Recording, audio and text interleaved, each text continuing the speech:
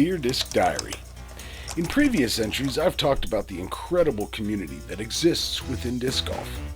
I've also talked about one group, the Discin Disciples. I've had a chance to play with some of the folks involved, and I'll be playing with more of them soon. I really admire this group, and I had a chance to talk with the executive director recently and got more info about them. Here's part of that discussion. I'm Les Norwood, Executive Director of Discin Disciples, and so kind of how Discin Disciples started was not going back too far on the history, but essentially I started playing disc golf long ago, 2006, 2007. Picked it up, got into it pretty hot and heavy, and then put it down, didn't pick it back up again until 2018.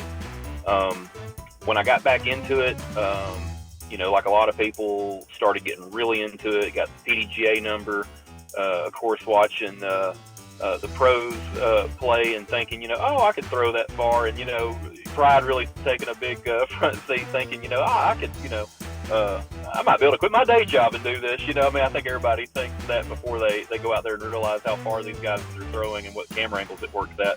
But that was the disc golf element of it, but kind of bleeding into thinking about, I've always had thoughts about how do I blend what my passion is with ministry.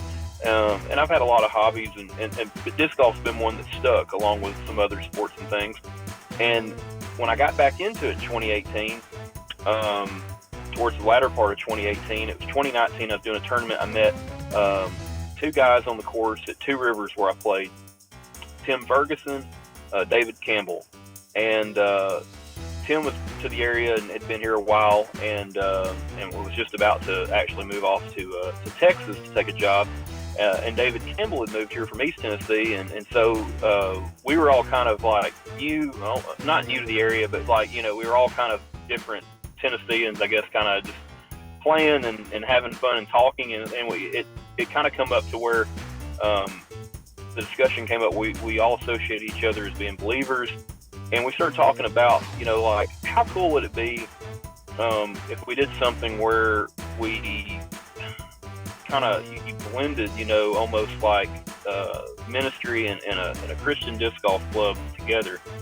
I really appreciate what you're doing, and I appreciate why you're doing it. I think that's the most important thing. I think in life, so many times you deal with people that are doing stuff that you love.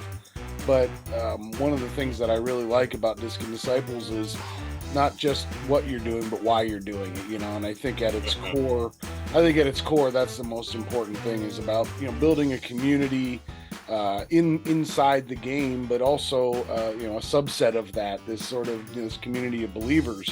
I noticed that you guys, now have the Team Discin Disciples kind of sponsored players. How has that had a positive impact both on the game and on the organization at an amateur level and even at a professional level?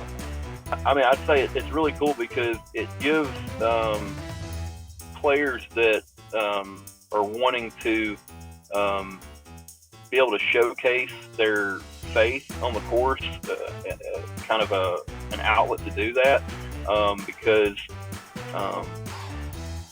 they are playing on the course, they're believers, but then they can, take pride, I guess, in, for lack of a better term, in being a part of Team Discin Disciples and being what we stand for.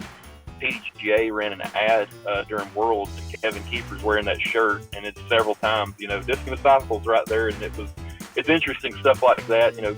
Gannon Burr wears their hats, I know, during Instagram, and so Team Discin Disciples, it's interesting. It's just another way for people to be able to showcase their faith on the course and playing in tournaments, and outside of tournaments too.